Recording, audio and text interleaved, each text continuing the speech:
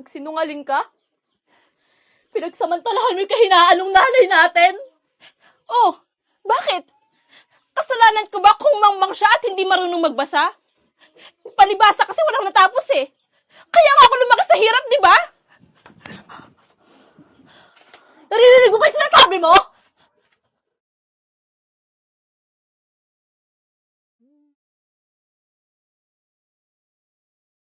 Nay? Nay? Anak! Dumating ka na pala. Kamusta ka? Namiss ka ng nanay. Namiss din po kita, Nay. Nay? Ba't dyan po kayo naglalaba? Tsaka, parang namayat kayo. Ganun talaga, anak. Sa hirap ng buhay. At saka, ano ka ba? Dito naman talaga naglalaba ang nanay di ba? Nakalimutan mo na ba yun? Naintindihan ka na. Bigyan mo na sa akin yung maleta mo. Pasok na tayo sa bahay, ha? Halika na, anak.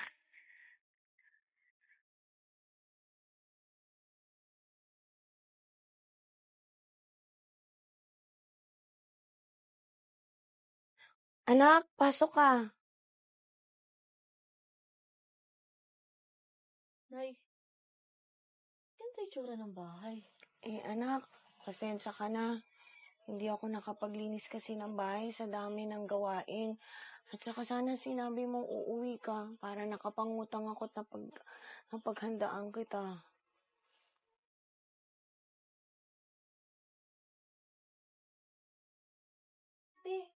Nakauwi ka na pala? Oo. Mukhang galing shopping Ay, oo nga, anak. Alam mo yan si Bunso, ang dami-dami niyang damit. Kaya ang dami-dami ko din nilalaban Tapos yung mga pinamili niya, hindi maubos-ubos. Hindi ko na nga alam saan nakuha yan ng pera Nay, di ba ho sabi ko sa inyo, may racket nga po ako. Ay, oo nga pala. At saka anak, huwag ka mag-alala. Nagbibigay din naman yan si Bunso sa akin Tsaka minsan siya yung sumasagot ng pagkain. O anak, ikaw, kamusta ka? Buti nakasurvive ka dun, no? At saka, hindi ka namayat. Nay, ano nagsasabi niyo? Okay lang po ako. Liza, umamin ka nga sa akin. Saan napupunta yung perang pinapadala ko?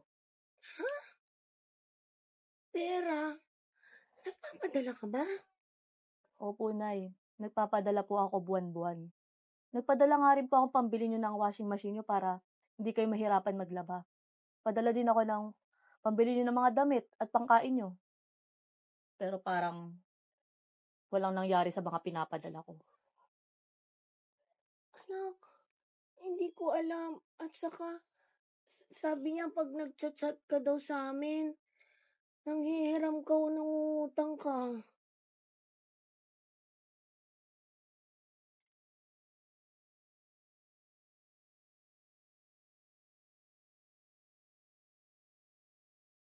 Ay, tumunog.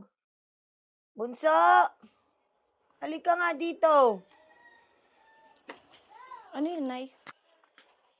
Tumunog Parang ate mo yata. Alam mo naman ang nanay mo hindi marunong magbasa.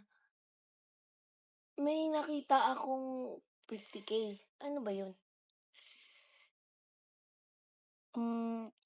Nay, wala. Nangungutang siya ng 50K sa atin. Ha? Diyos ko naman. Saan naman tayo kukuha nun?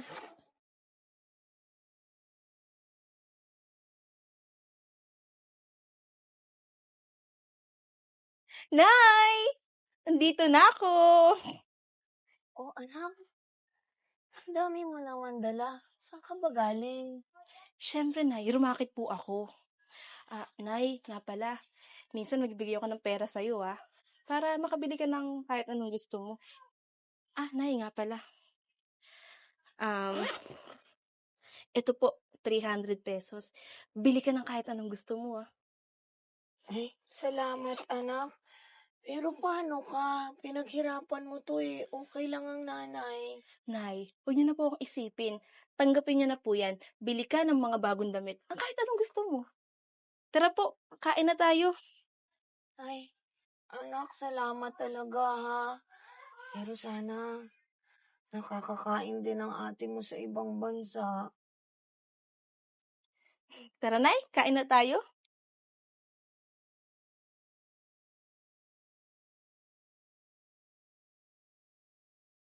Sinungaling ka? Pinagsamantalahan mo yung kahinaan ng nanay natin? Oh, bakit?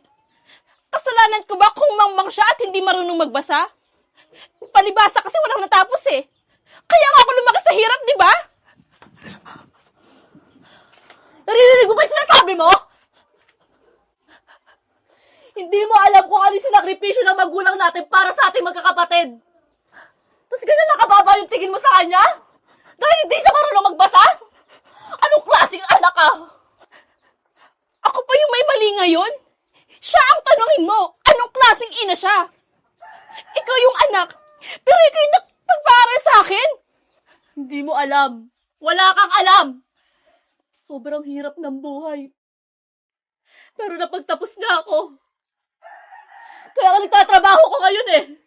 Bumabawi ako para mabigyan siya ng magandang buhay. Tapos ikaw, anong ginagawa mo? Ate, hindi ko po alam. Nay, ang alam ko lang. Ano? Na walang alam si nanay? Napakawalang kwenta mong anak. Tama na mga anak. Huwag na kayong mag-away. Nay, sorry po. Ay, patawarin niyo po ako.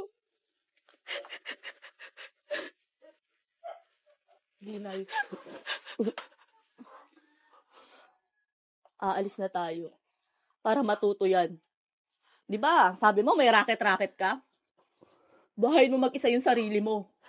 Ate, ano po, hindi ko po maintindihan. Ano pong sinasabi niyo? Anak, huwag natin iwan si Bunso dito. Hindi, nay.